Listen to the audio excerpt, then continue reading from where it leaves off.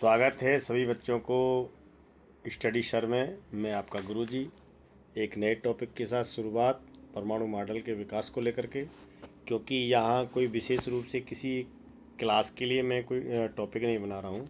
ये हर उस बच्चे जो छात्र है कक्षा 8, 9, 10, 11, 12, 13 ये संबंधित टॉपिक बेस है। और उसके लिए मैं आपको फिर से कुछ चीज़ें दर्शाऊँगा कि जो आप देख रहे होंगे कि परमाणु मॉडल का विकास।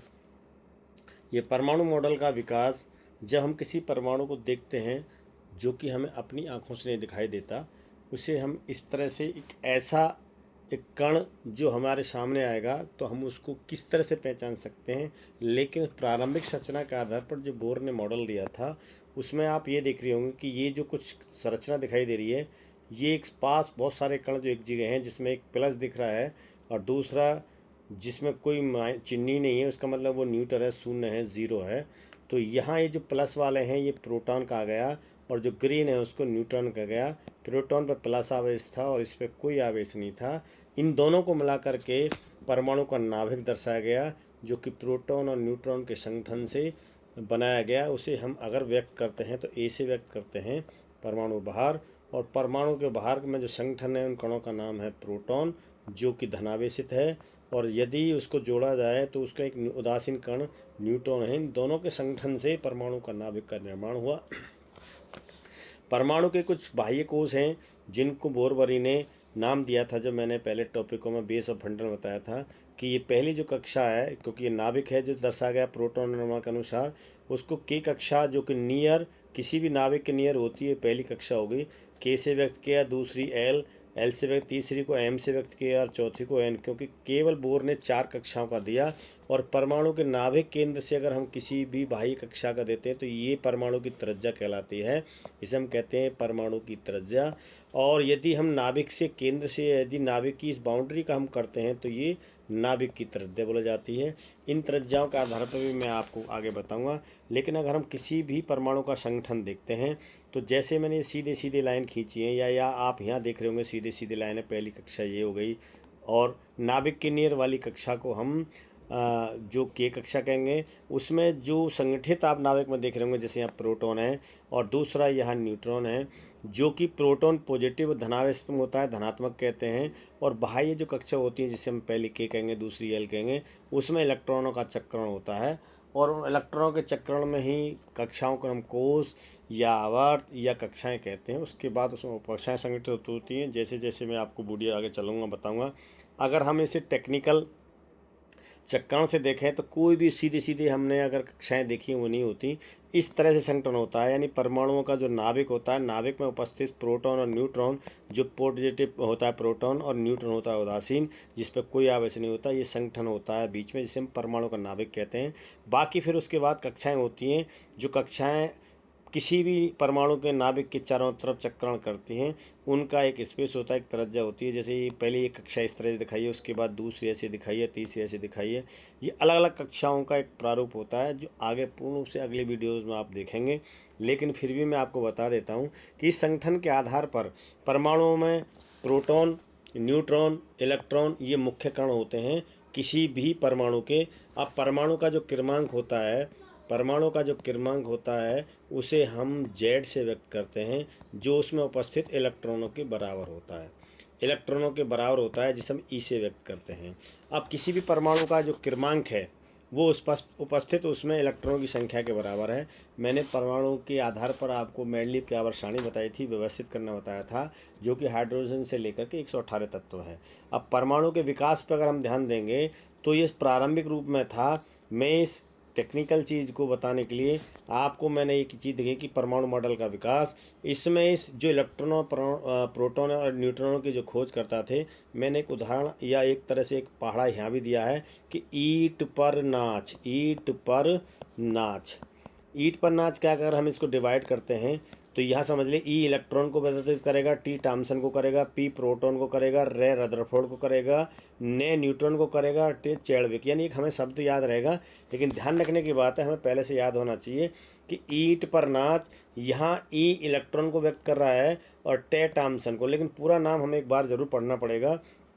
जैसा आप देख रहे होंगे कि परमाणु के मॉडल में अनुसार कि मुख्य जो सूक्ष्म कण होते हैं, जो है सूक्ष्म कण हैं, उनकी एक अवधारणा का एक विचार हम व्यक्त किया।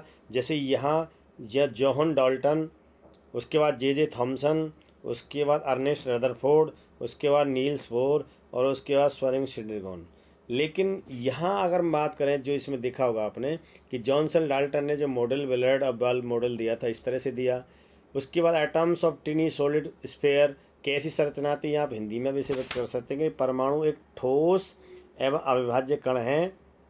एक ही तत्व के परमाणु समान होते हैं, विभिन्न तत्वों के परमाणु भिन्न भिन्न होते हैं, परमाणु निश्चित अनुपात में मिलकर यौगिक बनाते हैं। ये अवधारणाएं थी, ये रासायनिक नियमों की व्याख्या है। उसके बाद जे थॉमसन जो रहे, जो 1897 यानी 1897 में, जिनको हम जे थॉमसन भी कह देते हैं, टॉमसन भी कहते हैं, ये तो अलग अलग प्रोनाउंसिएशन है, लेकिन पूरी तरह से उनका जे थॉमसन नाम था। 1997 में उसमें एक मॉडल दिया, जो अभी आप हमने देख रहे होंगे कि पॉजिटिव स्फेयर इन दी इम्बेडेड इलेक्ट्रॉन्स, यानी कि इसकी आइडियाज़ के अनुसार इलेक्ट्रॉन की खोज, परमाणु में धन तथा ऋण आवेश दोनों का इन्होंने पहला उप परमाणिक मॉडल दिया। उसके बाद आप देखें अर्नेस्ट रदरफोर्ड ने जब इसकी कुछ प्रयोग किए थे, जो आगे हाई वीडियोज़ मेरी होंगी, उच्च क्लास से संबंधित वीडियो होंगी, क्योंकि मैं अभी केवल बेसिक कक्षा 8 से 9 स्तर के या 10 के स्तर के बच्चों को कि प्रारंभिक परमाणु संरचना को आधार पर कुछ मॉडल्स के बारे में व्यक्त कर रहा हूँ। तो इन्होंने जब रदरफोर्ड ने इस मॉडल को दिखा, तो इस तरह संरचना जो मैंने बताया था कि बीच में जो होता है ये परमाणु का नाभिक था, ऊपर जो बार बार उसके चारों तरफ ये कक्षाएँ घूमती हैं, इनको उन्होंने कोष कहा।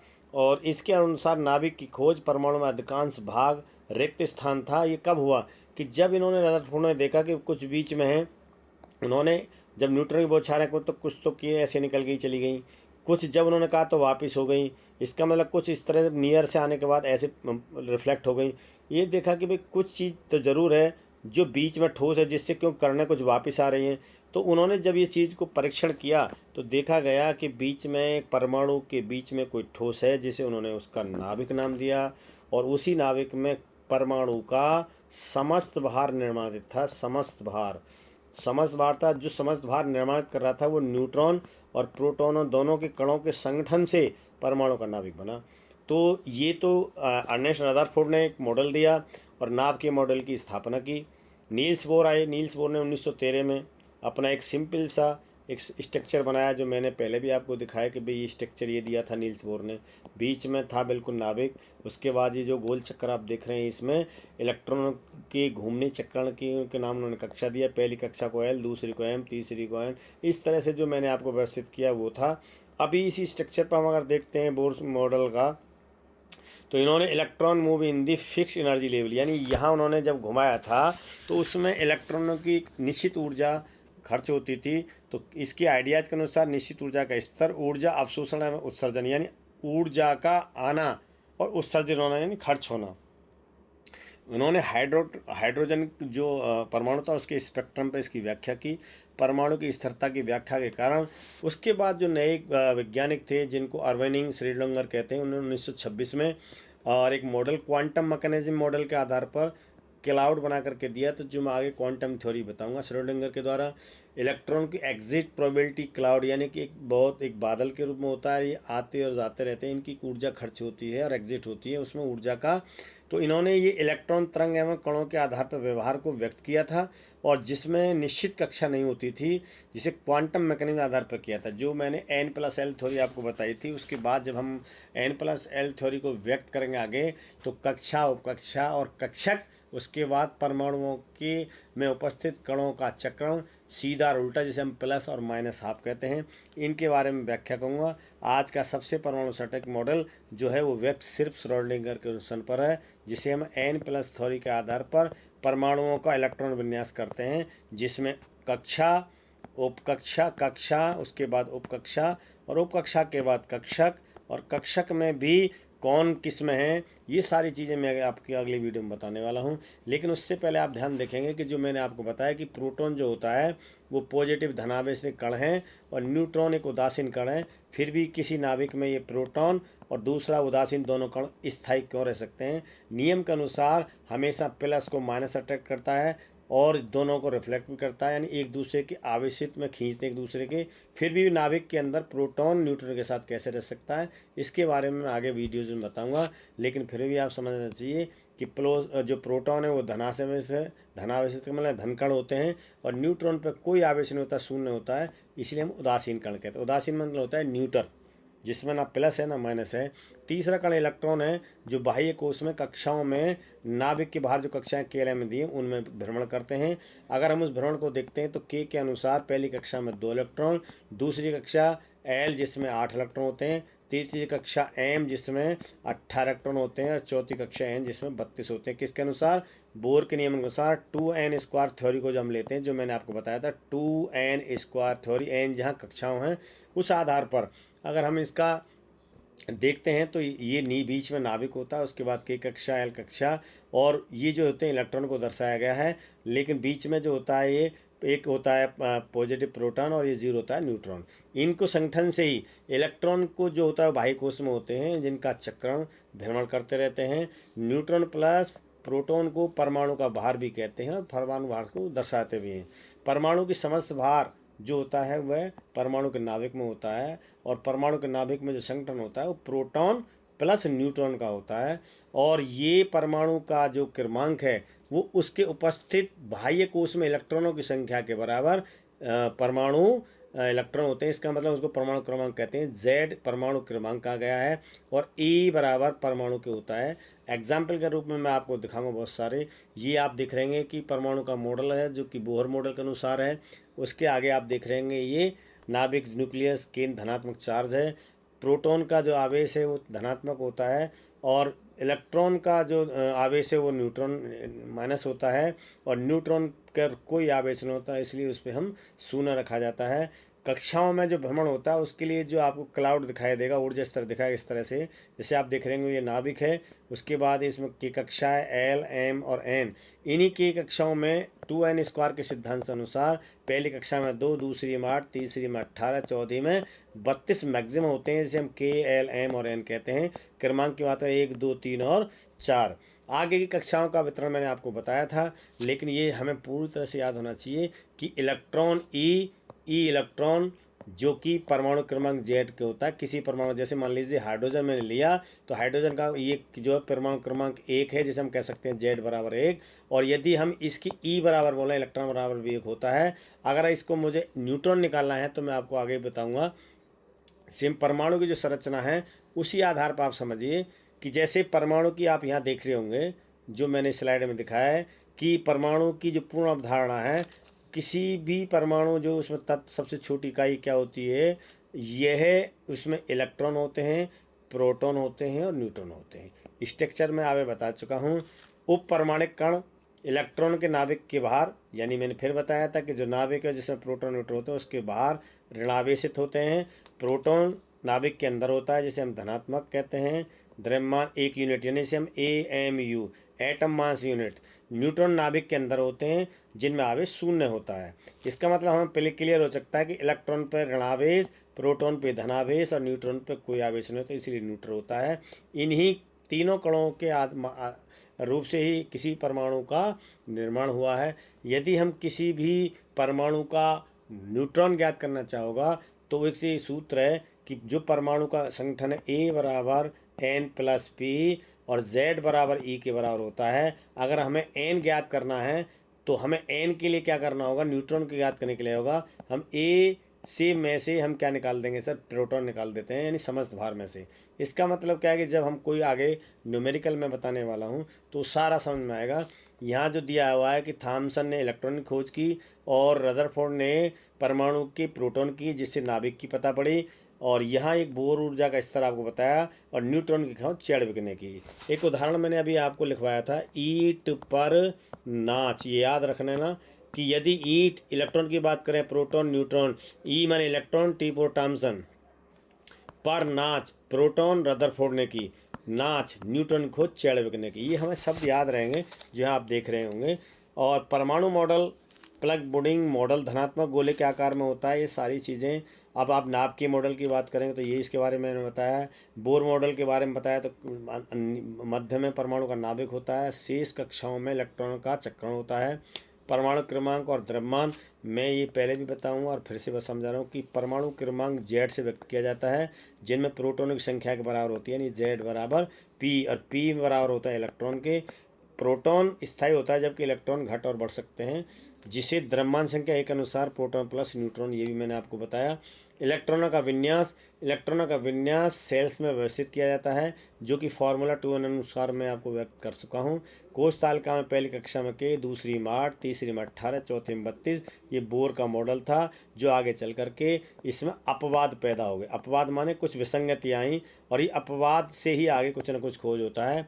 संयोजकता में उपस्थित उसमें इलेक्ट्रॉनों के आदान प्रदान से संयोजकता की जाती है। संयोग माने, संयोजकता का मतलब होता है संयोग करना। किसी भी परमाणु को स्थायी होने के लिए क्रियाशील होना पड़ता है, और क्रियाशील में उसके बाह्य कोश में उपस्थित, जो कि आपने देखो कि कक्षा ले कर जितनी भी कक्षा दी गई हैं उनके अनुसार उन कक्षाओं के इलेक्ट्रॉनों के आवागमन, भ्रमण से निकलने और घुसने से परमाणु का स्थायित्व होता है, जिससे उसे हम संयोजकता में व्यक्त करते हैं। नेक्स्ट की मैं बात करता हूँ आगे। अब इस आधार पर अगर हम समझेंगे तो किसी भी कक्षा में, जब हमने अभी बोर-बर्नौली का नियम पढ़ा था तो ये लिखा हुआ था 2n²। इसका हम पहली कक्षा लें और इस सिद्धांत को हम रखते हैं 2n² को, तो जहाँ n जो है वो कक्षा का क्रमांक है, पहली कक्षा k है जिसे हम n कह सकते हैं, तो हम इसको रखेंगे क्या, 2 1 का वर्ग, और 1 का वर्ग खोलने पर 2 × 1 = 2 इलेक्ट्रॉन, यानी पहली जो कक्षा है जिसे हम k कह रहे हैं उसमें 2 इलेक्ट्रॉन रहेंगे। और यदि हम अगली कक्षा लेते हैं इसी सिद्धांत पर, जिसको हम एल कहते हैं, जिसको 2 नंबर दिया हमने, और इसी सिद्धांत को हम लागू करते हैं 2n² को, तो 2 × 2 का वर्ग और 2 × 4, 4 × 8, यानी 8 इलेक्ट्रॉन दूसरी कक्षा में रहते हैं मैक्सिमम। तीसरी कक्षा एम आ गई, इसी सिद्धांत को हम लागू करते हैं 2 × 3 का वर्ग और 2 × 3 × 9, यानी खोलते हैं तो 9 दूनी 18, 18 इलेक्ट्रॉन रहते हैं कौन सी कक्षा में, तीसरी में।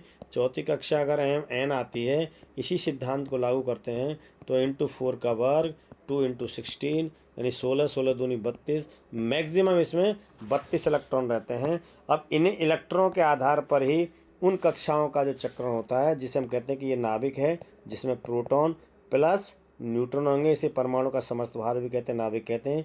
अब अगर हम इस सिद्धांत को देते हैं कि पहली कक्षा में 2 इलेक्ट्रॉन, तो ये पहली कक्षा कौन सी, जो परमाणु के नाभिक के नियर होती है, जिसे हम के कहते हैं, इसमें 2 इलेक्ट्रॉन रहते हैं। अगर मैं बात करता हूँ तो 2 इलेक्ट्रॉन है ये, और ये एक अगर इधर चल रहा है तो दूसरा इधर चलेगा। ये चक्रण भी आगे की समझ में आएंगे। उसके बाद कक्षा आती है सर दूसरी, जिसको हमने एल कहा, दूसरी कक्षा है। उस नियम के अनुसार से आप देख रहे हैं इसमें 8 इलेक्ट्रॉन है, तो अगर एक इलेक्ट्रॉन होगा तो दूसरा चक्रण यहाँ होगा, तीसरा यहाँ तो चौथा यहाँ, पाँचवा यहाँ तो छठा यहाँ, सातवां 8। ये मैं सिंपल मॉडल बना रहा हूँ नियम अनुसार, तो इसमें कक्षक होंगे, जब आगे पढ़ोगे तो समझ में आता चलेगा। ये कक्षाएँ इस तरह से बनती रहती हैं। अगर सिद्धांतिक रूप में मॉडल देखें तो ये चक्रण जो होता है, इसके आधार पर इसकी जो संरचनाएँ बनती है इस तरह से बनती है, जो आप यहाँ देख रहे होंगे। अब इन्हीं आधार पर हम आगे जब चलते हैं, समझ में आता चला जाएगा कि कक्षाओं में कक्षक, उपकक्षक और उपकक्षक में कक्षाओं के वितरण में, उसके बाद क्वांटम नंबर आते हैं, जिनको हम आगे बात करें। क्वांटम नंबर किसी भी परमाणु में उपस्थित इलेक्ट्रॉनों का की व्यवस्था को दर्शाता है कि वो मैग्नेटिक है, या उसकी पोजीशन क्या है, या उसका चक्रण क्या है। ये सारी चीज़ें आपको नेक्स्ट वीडियो में मैं बताने वाला हूँ। पहले सिंपली मैं आपके परमाणु की संरचना से संबंधित मूल अवधारणाओं पे, कौन कौन से मूल कण होते हैं, मूल कणों के बारे में मैंने आपको बताया। उसके बाद इलेक्ट्रॉनों का कैसे हम वितरण करते हैं। पहली कक्षा में 2 इलेक्ट्रॉन होते हैं, दूसरी में 8, तीसरी में 18, चौथी में 32। ये मैक्स इलेक्ट्रॉन की बात है, अधिकतम कितने भर सकते हैं, कम कितने रहेंगे, वो आगे आपको बताया जाएगा। उसके बाद व्यवस्थित रूप से जो हमारी इलेक्ट्रॉनों की जो वितरण हुआ था, वो n+l थ्योरी पे हुआ था। तो आगे मैं इस परमाणु का स्थायी रूप में संरचनाओं के आधार पर समस्थानिक, संभारिक और समन्यूट्रॉनों की विवेचना करने वाला हूँ। और आपको मैं बता ही चुका हूँ कि ईंट पर नाथ, क्योंकि किसी भी परमाणु के स्थायी कण 3 होते हैं, इलेक्ट्रॉन, प्रोटॉन और न्यूट्रॉन। ई इसका आवेश है, इसका प्लस आवेश है, कोई आवेश नहीं। इन तीनों की खोज ईंट पर नाच के आधार पर आपको याद हमेशा रहेगा। ई से इलेक्ट्रॉन, पी से प्रोटॉन, पै से प्रोटॉन, नै से न्यूट्रॉन, टे से टॉमसन, रे से रदरफोर्ड और चे से चैडविक। ये आप देख रहे होंगे। ईट पर ना टॉमसन, पे प्रोटॉन रदरफोर्ड और ने से न्यूट्रॉन चैडविक। ये नाम तो आपको एक बार याद रखने पड़ेंगे। ये मेरी आप अगली वीडियो में आपको सुनने को मिलेगा, समझने को मिलेगा। आगे मैं परमाणु का संगठन, भार, एटम मास यूनिट और उनकी आवेश के आधार पर नई विवेचनाओं के आधार पर मैं टॉपिक लाऊंगा। तो आगे बढ़ो बच्चों और समझो और सीखो। Thank you.